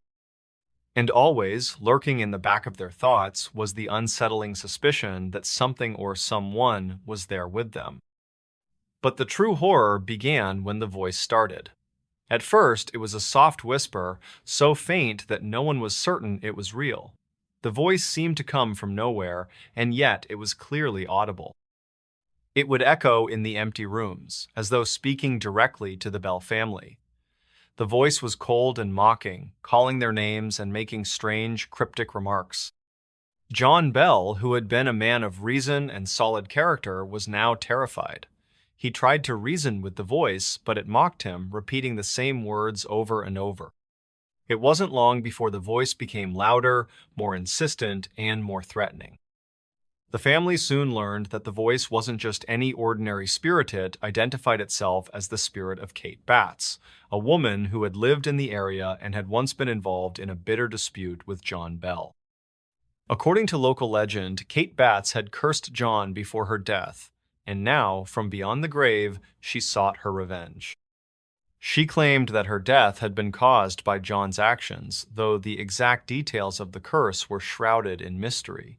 It seemed that Kate Batts had returned not to haunt, but to torment. Her voice, now unmistakable, would call out to the Bells at all hours of the day and night. It was relentless, speaking not only to John and Lucy, but also to their children, taunting them, mocking their every move. The spirit made it known that it had no intentions of leaving. It was there to stay, and it wouldn't stop until it had what it wanted. As the days turned into weeks, the Bell family could no longer ignore the malevolent force in their home. It wasn't just the strange noises or the terrifying voice, it was the sense of dread that hung in the air like a heavy fog. The walls seemed to pulse with dark energy, and no one felt safe, even in the daylight. The family's once warm home now felt cold, its floors and walls filled with invisible eyes watching their every move. It wasn't just a haunting, it was a torment that felt personal, as though they had been chosen for this nightmare. What made the situation even more terrifying was that the Bell Witch didn't just speak to the family from a distance. It began to physically attack them. At night, John and Lucy would feel sharp, invisible forces pulling at their clothes, tugging at their hair, and slapping them across their faces. The children, especially Betsy, became the focus of the spirit's fury. Betsy, a young girl, would wake in the night, crying out in pain as her hair was violently pulled or her body was scratched and bruised by unseen hands. The Bell family, once proud and strong, was now terrorized by an invisible but very real enemy that seemed to know their every weakness. As the haunting grew more intense, the Bell family tried everything they could think of to rid themselves of the malevolent spirit. They called upon local ministers and spiritualists, hoping to find a solution, but nothing worked. The Bell Witch seemed to be one step ahead of them at every turn, its power only growing stronger. It was clear that the Bell family was in the grip of something far more sinister than any of them had ever imagined. What had started as small noises and whispers had transformed into a full-fledged nightmare. And the worst part? It seemed there was no way out. Part 2. The haunting intensifies. As the days passed, the Bell family's life turned into a waking nightmare. The once peaceful farm in Adams, Tennessee had become the battleground of a battle they couldn't fight, a battle against something invisible yet undeniably powerful. It wasn't just the sounds anymore, it was the overwhelming presence that seemed to hang over them, thickening the air and making their every breath feel labored. The Bell Witch had made it clear it was not going to leave. The terrifying voice that had once whispered now shouted with increasing frequency and malevolence. It mocked the family, repeating their names, ridiculing their every action. The words were more than just an annoyance, they were an attack, a mental and emotional torment that weighed heavily on the Bells. But it wasn't just the voice that haunted them, it was the unseen force that followed them every waking moment, making even the simplest task feel impossible. John Bell, the once proud patriarch, was struck with a sickness that no doctor could diagnose. His health deteriorated rapidly, and he grew weaker with each passing day. At first, his family thought it was just the stress of the haunting taking its toll, but as time went on, it became clear that something more sinister was at play. John was plagued by a strange, sensation-sharp, debilitating pains in his throat that felt like invisible hands strangling him. His body trembled, and he lost the strength to even sit up. It was as if the Bell Witch had cursed him with a slow, painful demise. In the midst of this growing terror, it was Betsy, John's young daughter, who became the focal point of the haunting's malevolent energy. The Bell Witch, seemingly fixated on her, began to physically torment her in ways that no child should ever endure. At night, Betsy would scream in agony as invisible hands clawed at her, pulling her hair and scratching her arms. Her once peaceful bedroom became a battleground, with the relentless spirit attacking her without mercy. One night, while Betsy was asleep, the Bell Witch escalated its attacks. It dragged her out of bed and threw her violently across the room as though an unseen force had picked her up and tossed her like a rag doll. The family, helpless and terrified, could only watch in horror as their daughter suffered. John and Lucy Bell, weakened and fearful, were powerless to protect their child from the unseen terror that had taken hold of their home. The ghostly torment didn't stop at physical violence. The Bell Witch began to speak directly to Betsy, taunting her with cruel words. It threatened to kill her, mockingly asking if she was afraid to die. The voice seemed to enjoy her suffering, reveling in the fear it caused. The witch seemed to delight in Betsy's pain, using her as a means of breaking the family's spirit. The situation grew worse as the Bell Witch began to attack not just Betsy, but other members of the family. John Bell, once a man of strength, found himself paralyzed, his body betraying him as the curse took hold. It wasn't just his physical health that deteriorated, it was his spirit. Each day he seemed more and more defeated, unable to fight the invisible force that tormented him. Lucy Bell, desperate to protect her family, sought out help from spiritualists, priests, and local leaders. She even consulted with local ministers, hoping that prayers and blessings could drive out the evil that had taken root in their home. But no one had any answers. The Bell Witch mocked their efforts, saying that no one could stop it. The ministers, despite their best efforts, could only leave in fear, their prayers seemingly having no effect on the malevolent spirit. The haunting reached a fever pitch when a group of local spiritualists, intrigued by the Bell family's plight, came to visit the farm. These spiritualists were well known for their work with the supernatural, and they believed that they could communicate with spirits. They arrived at the Bell farm, hoping to make contact with the entity that had been tormenting the Bells. What they didn't expect was that the Bell Witch was more than capable of revealing itself. The moment the spiritualists entered the Bell house, the witch began to make itself known with terrifying force. The voice shouted at them, demanding that they leave, mocking their feeble attempts to communicate with it. The witch spoke through the spiritualists, using their own voices to deliver cryptic, unsettling messages. The Bells and their visitors were left stunned and terrified by the experience. But the most shocking revelation came when the Bell Witch, in an eerie display of power, began to answer questions that no one could have known the answers to. It revealed secrets about the Bell family, things that only the Bells themselves could have known, details of their personal lives, private moments, and even their darkest fears. The witch's knowledge was terrifying, and its ability to manipulate the family with such precision left the Bells feeling completely helpless. As the haunting continued to intensify, the family was pushed to the brink. Desperate and fearful for their lives, the Bells made the difficult decision to leave their home. But no matter where they went, the Bell Witch followed. It was clear now, the witch had chosen them, and it wasn't going to let them go. The townspeople of Adams, hearing about the Bell family's torment, began to whisper about the Bell Witch. Some believed it was a poltergeist, others thought it was a curse, but no one could explain the full extent of the supernatural force that had overtaken the Bell family's lives. The Bell Witch became a legend in the town, and the story of the Bell family's suffering spread far beyond the borders of Tennessee. With each passing day, the Bell Witch's power grew stronger, and it became clear that the family had no escape. The torment continued day and night, wearing down their spirits.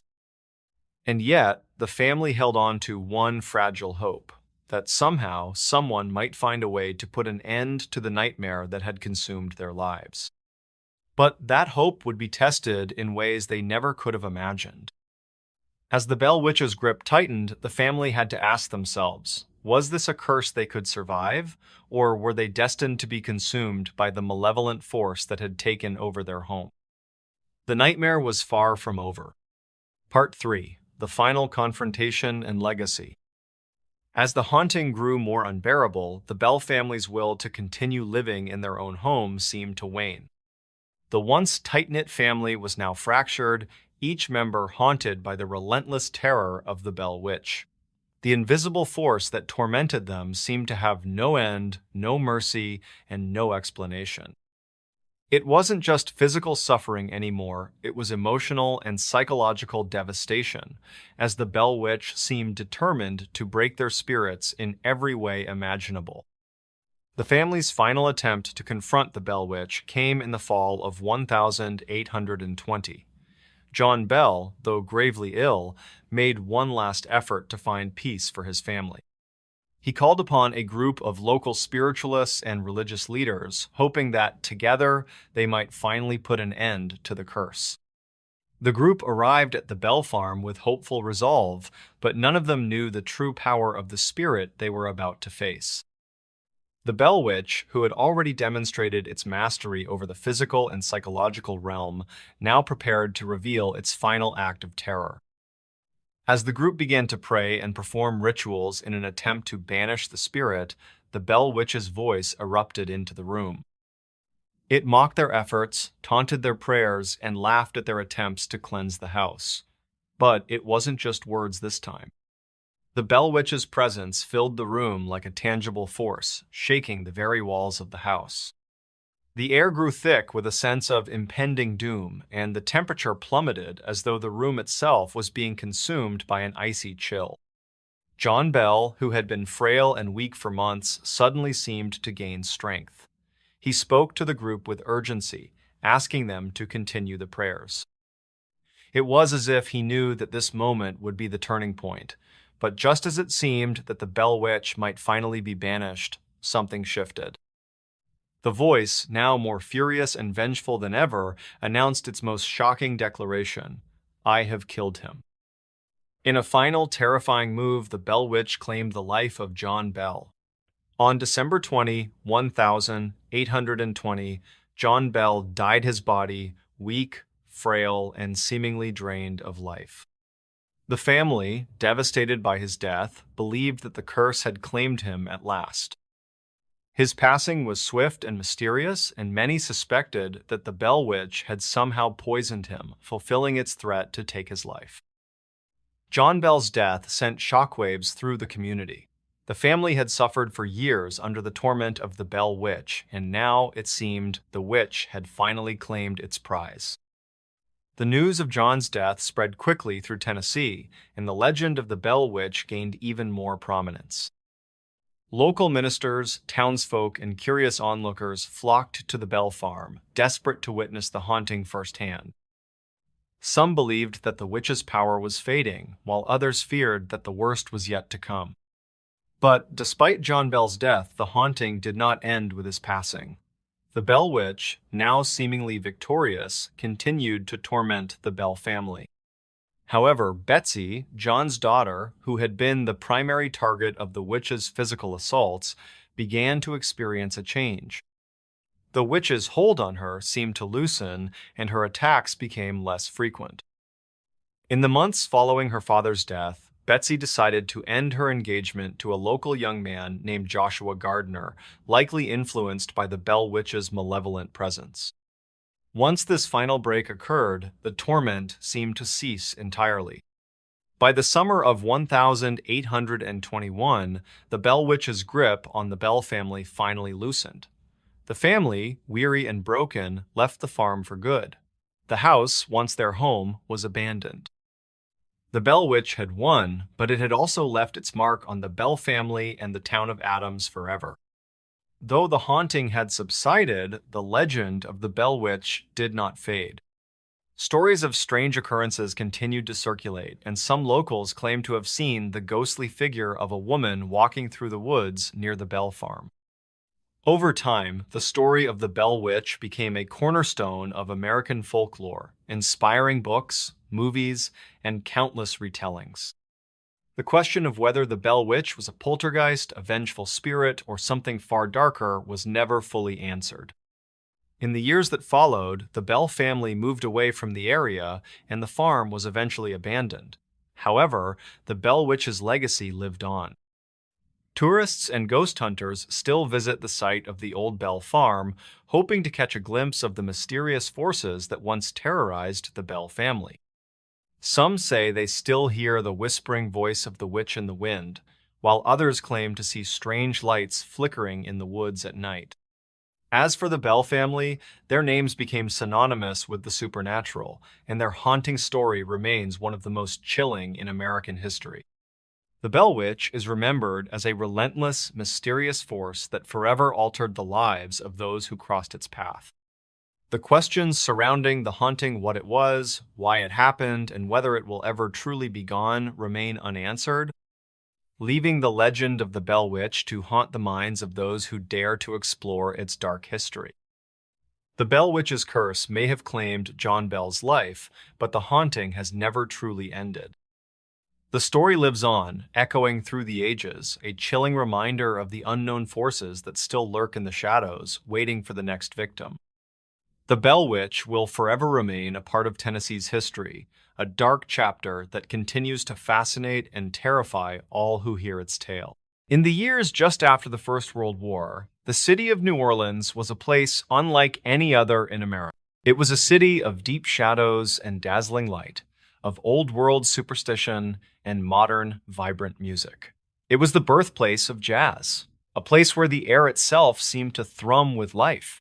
But, beginning in 1918, a new, terrifying sound began to cut through the music. It was the sound of splintering wood in the dead of night, as a phantom killer chiseled his way into the homes of sleeping families. He would ignore their money and their jewelry, and instead, he would pick up their own axe and use it to commit acts of unspeakable violence.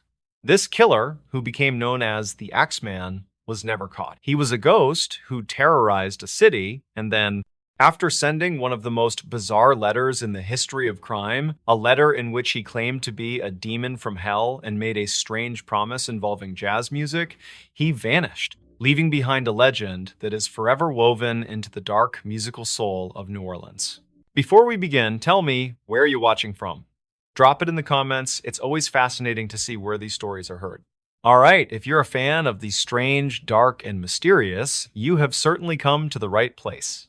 To truly understand this story, you have to imagine New Orleans in the early 20th century. This was a city that lived by its own rules. A bustling, humid port city on the Mississippi River, it was a melting pot of cultures. French, Spanish, African, Creole, and a large growing community of Italian immigrants, mostly from Sicily. It was a place of deep Catholic faith, but also a place where the traditions of voodoo were practiced openly in the city's shadowy back alleys. It was a city of contradictions, where gaslit cobblestone streets met the electric glow of raucous dance halls from which a new revolutionary sound called jazz music spilled out into the night.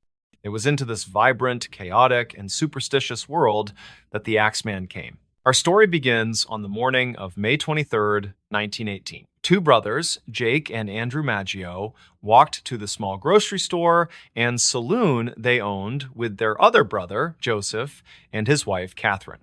The store was located on the ground floor of a two-story building, with Joseph and Catherine's apartment directly above. When they arrived, they found the front door was locked, which was unusual. After getting no answer, they went around to the back and found a disturbing sight. The bottom panel of the back door had been chiseled out, creating a crude opening just large enough for a person to crawl through. A deep sense of dread washed over them. They managed to get inside and called out for their brother and his wife, but were met with a dead, oppressive silence. They climbed the stairs to the apartment, and the first thing they saw was their sister-in-law, Catherine, lying in a heap on the floor. Her throat had been cut so deeply that her head was nearly severed from her body. In a state of shock and horror, they stumbled into the bedroom. There, they found their brother, Joseph, lying in his bed, his head and face having been brutally crushed by a massive, powerful blow. The sheets were soaked in blood. The police were called, and the scene they found was one of both savage violence and strange, meticulous detail. In the bathroom, they found a bloody axe, the kind used for splitting wood, which belonged to the Maggios themselves. It had been left in the bathtub as if to wash away the evidence. On the floor of the bedroom, they found a straight razor, which they determined had been used to cut Catherine's throat. Bizarrely, the razor belonged to Joseph's brother, Andrew, who worked as a barber and had left it at the apartment a few days earlier to have Joseph sharpen it for him. The killer had found it and used it, but the most confusing part of the crime scene was that nothing of value had been taken. Money was left in the cash register downstairs. Jewelry in the apartment was untouched. This was not a robbery. This was something else. This was a crime of pure, unadulterated rage. The police investigation was chaotic from the start. They initially suspected Andrew Maggio, the owner of the razor, but he had a solid alibi. They had no witnesses and no fingerprints. The only real clue was a cryptic message found faintly chalked on the sidewalk a few doors down. It read, "Mrs. Maggio will sit up tonight just like Mrs. Tony." This was a reference to a previous unsolved murder of a man named Tony Chiambra, but the police couldn't make a definitive link. The case went cold, a brutal but seemingly isolated incident. But then, 1 month later, the Axeman struck again. On June 27th, a baker named John Zanka was making his morning deliveries when he noticed that the back door of the grocery store, owned by a man named Louis Basumer, had its lower panel chiseled out. It was the exact same method of entry as the Maggio murder.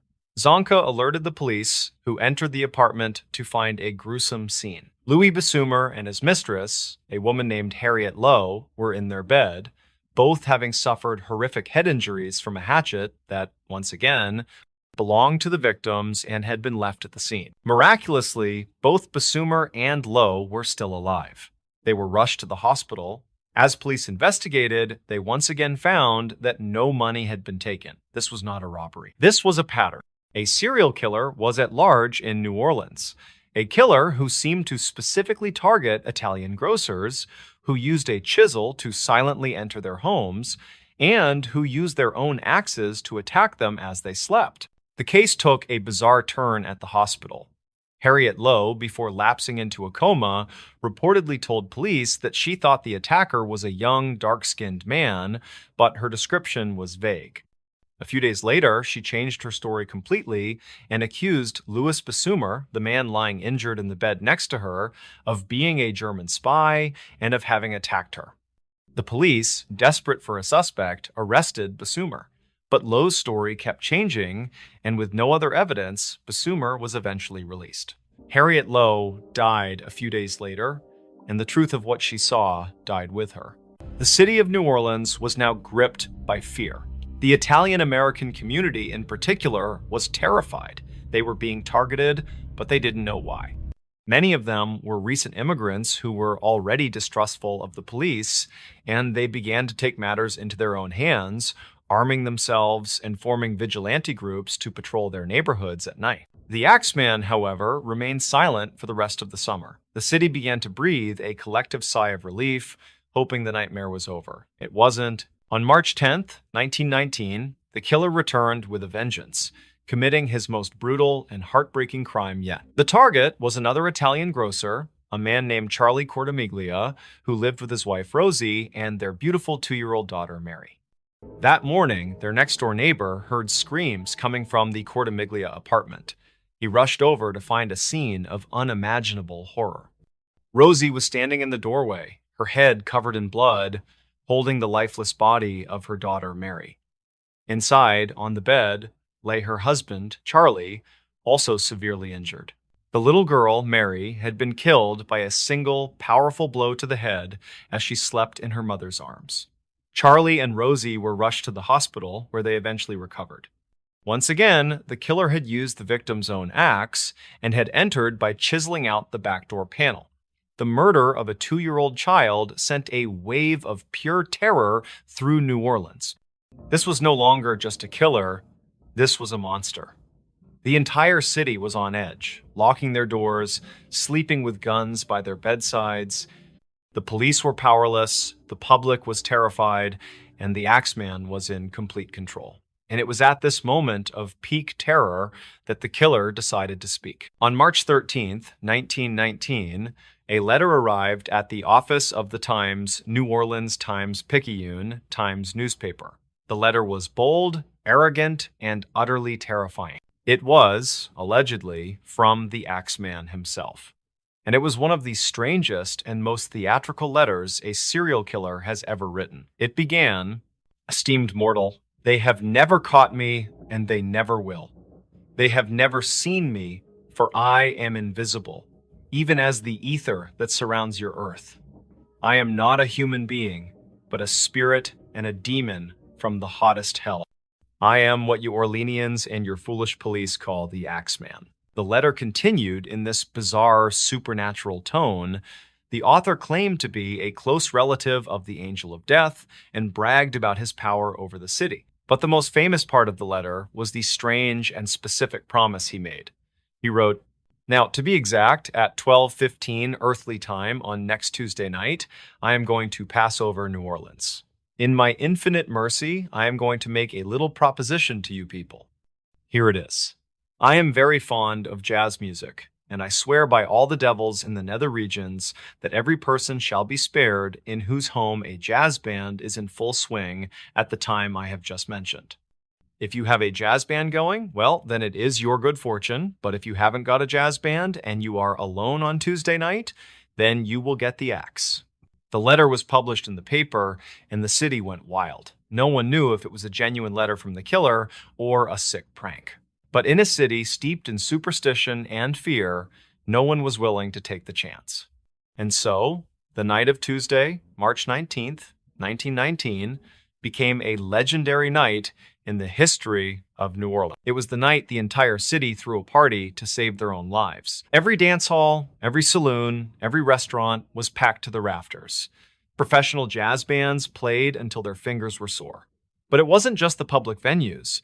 In private homes all across the city, people threw Axeman parties. Families who owned a gramophone played their jazz records as loud as they could, opening their windows so the sound would spill out into the street. Those who didn't have a record player played pianos, banged on pots and pans, anything to make a joyful, jazzy noise.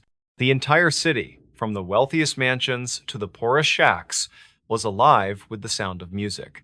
A citywide musical exorcism designed to keep the demon at bay. And it worked. On that night, the city of New Orleans held its breath and the music played on. And the Axeman, true to his word, did not strike. The Axeman would kill one more time in October of 1919. But after that, the attacks simply stopped. As mysteriously as he had appeared, the Axeman vanished. He was never identified, never caught. For decades, theories have swirled. Was he a lone sadistic madman with a grudge against Italian immigrants? Was it a series of mafia hits disguised to look like the work of a single serial killer?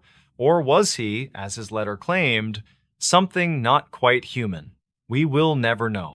The Axeman of New Orleans remains a phantom, a boogeyman whose legend is forever intertwined with the city he terrorized. A city that, for one strange and unforgettable night, fought back against a demon with the only weapon he seemed to fear, a loud, defiant, and joyful noise. In the history of crime, there are few stories as audacious and as perfectly cinematic as this one. It's the story of a man who, on the eve of a major holiday, walked onto an airplane dressed in a business suit, ordered a drink, and then quietly carried out the most daring act of air piracy in American history. He wasn't violent, he wasn't loud, he was calm, polite, and completely in control. He demanded a fortune in cash and 4 parachutes, and then, in the middle of a raging storm, he did the unthinkable. He opened the rear door of the commercial airliner at 10,000 feet and leaped out into the black, freezing wilderness below, vanishing without a trace. He became a ghost, a legend, and an American folk hero. This is the story of D.B. Cooper. Before we begin, tell me, where are you watching from? Drop it in the comments. It's always fascinating to see where these stories are heard. All right, if you're a fan of the strange, dark, and mysterious, you have certainly come to the right place. Our story begins on Wednesday, November 24th, 1971, the day before Thanksgiving. The airports were bustling with people heading home for the holiday. Air travel in 1971 was a vastly different experience than it is today. Security was minimal, there were no metal detectors, no baggage scans. You could walk up to a counter, pay in cash, and walk right onto a plane. And that is exactly what a man did that afternoon at Portland International Airport in Oregon. He approached the ticket counter for Northwest Orient Airlines and bought a one-way ticket for the short 30-minute flight to Seattle, Washington. He was in his mid-40s, about 6 feet tall, and was dressed conservatively in a dark business suit, a crisp white-collared shirt, and a narrow black tie held in place with a mother-of-pearl tie tack. He paid for his ticket in cash and gave his name as Dan Cooper. He was assigned to seat 18C. He was, by all accounts, completely and utterly unremarkable. He boarded the plane, a Boeing 727, and took his seat. The flight was only about a third full, carrying 36 passengers and a crew of 6. As the plane taxied for takeoff, he did what any businessman on a flight would do. He calmly lit a cigarette and ordered a bourbon and soda. The flight attendant who served him, a 23-year-old woman named Florence Schaffner, would later describe him as quiet, polite, and rather nice. The plane took off from Portland at 2:50 p.m., climbing into the gray, overcast skies of the Pacific Northwest. Everything was perfectly routine. A few minutes into the flight, as the plane ascended towards its cruising altitude, Cooper made his move. He caught Florence Schaffner's eye and beckoned her over. As she leaned in, he handed her a folded piece of paper. In that era, it wasn't uncommon for businessmen to flirt with flight attendants, often by passing them a note with their phone number on it. Florence, assuming this was the case, simply smiled and slipped the note unread into her purse. Cooper leaned closer. "Miss," he said quietly, his voice calm and without a hint of aggression, "you'd better look at that note. I have a bomb." Florence was taken aback. She opened her purse and unfolded the note. The message, written in neat, all-capital letters with a felt-tip pen, was clear and direct. It said that he had a bomb in his briefcase and that he wanted her to sit next to him. Stunned, Florence did as she was told, taking the empty seat beside him. She asked to see the bomb. Cooper calmly unlatched his black attaché case, opened it just enough for her to see inside, and then closed it again. In that brief moment, she saw what looked like 8 red sticks, which she assumed were dynamite, a large battery, and a tangle of wires. The threat was real. Cooper then stated his demands, all of which he wanted her to write down and take to the captain. His demands were incredibly specific, suggesting he was not an amateur. He wanted $200,000 in unmarked, non-sequential $20 bills. He wanted 4 parachutes, 2 primary, main parachutes, and 2 reserve parachutes. And he wanted a fuel truck standing by in Seattle to refuel the plane upon their arrival. He then calmly closed his briefcase and put on a pair of dark sunglasses. Florence took the note to the cockpit and informed the captain, William Scott. The captain immediately contacted Seattle-Tacoma Airport Air Traffic Control, who in turn alerted the local police and the FBI. The president of Northwest Orient Airlines, Donald Nyrup, made the decision to cooperate fully. The passengers' lives were worth more than the money. For the next 2 hours, as the Boeing 727 circled Puget Sound, the passengers had no idea what was happening. To them, it was just a minor mechanical delay. The flight attendants, maintaining a professional calm, told them they would be landing in Seattle shortly. But in the back of the plane, in seat 18C, Dan Cooper sat calmly smoking cigarettes and sipping his bourbon, holding an entire airplane hostage. At 5:24 p.m., the plane was finally cleared to land at Seattle-Tacoma Airport. It touched down at 5:39 p.m. and taxied to a remote, isolated section of the tarmac away from the main terminals. The airport was bathed in the cold, driving rain of a Pacific Northwest evening. The scene was incredibly tense. The FBI and local police had surrounded the area, but Cooper had warned them that he would detonate the bomb if he saw any unauthorized approach. On board the plane, Cooper ordered all the window shades to be closed to prevent police snipers from getting a clear view. The airline had managed to scramble together the money, 10,000 individual $20 bills, and the parachutes, which they sourced from a local skydiving school. An airline employee, clad only in a t-shirt to show he was unarmed, walked out onto the rainy tarmac and delivered the cash-filled knapsack and the parachutes to the plane via the aft air stairs, the staircase at the very back of the 727. Once Cooper had confirmed the delivery, he made good on his word. He calmly allowed all 36 passengers, along with the flight attendant Florence Schaffner and another senior flight attendant, to deplane. He was now alone on the plane with Captain Scott, the first officer, the flight engineer, and one remaining flight attendant, a young woman named Tina Mucklow, who had volunteered to stay behind. Now that he had the money and the parachutes, the authorities assumed he would surrender or try to escape on the ground. But Dan Cooper had a second act planned. He informed the cockpit crew of his new flight plan. He wanted them to take off again and fly to Mexico City. But he gave them a very specific and very strange set of instructions on how to fly the plane. He demanded that they fly at an altitude below 10,000 feet. He wanted the wing flaps to be locked at a 15-degree angle, and he wanted the landing gear to remain down. And, most crucially, he demanded that the cabin remain unpressurized. To the average person, these instructions would sound bizarre. But to the flight crew and the FBI agents listening in, the plan was instantly, chillingly clear. Every single one of these instructions was designed to make the plane fly as slow and as low as possible and to keep the cabin at a breathable pressure. They were the perfect conditions for a high-altitude parachute jump. And the Boeing 727, the plane he had specifically chosen, was the only commercial airliner at the time that had a staircase at the back, the aft air stairs, that could be opened from the inside while the plane was in flight. This was not a random plan. This was the work of a man who knew exactly what he was doing. At 7:40 p.m., the Boeing 727 took off from Seattle and headed south into the dark, stormy night. 2 F-106 fighter jets from a nearby Air Force base were scrambled to follow the airliner, but they were ordered to keep their distance to avoid spooking Cooper.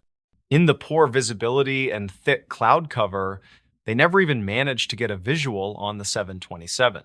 On board the plane, Cooper calmly instructed Tina Mucklow, the remaining flight attendant, on how to operate the aft air stairs. He then told her to go into the cockpit, close the curtain, and not come out. That was the last time anyone ever saw Dan Cooper. The flight crew, now sealed in the cockpit, could only fly the plane and wait. At approximately 8 p.m., a warning light flashed on in the cockpit, indicating that the aft air stair had been opened. The pressure in the cabin fluctuated. Then, at 8:13 p.m., as the plane flew through a violent thunderstorm over the dense, rugged wilderness of southwestern Washington, the tail section of the aircraft was suddenly jolted by a subtle upward movement. The crew knew what it meant. Dan Cooper had jumped. With $200,000 strapped to his body, he had leaped from the back of a commercial airliner into a freezing, pitch-black, and stormy night, and vanished into American folklore. The FBI immediately launched one of the largest, most expensive, and longest-running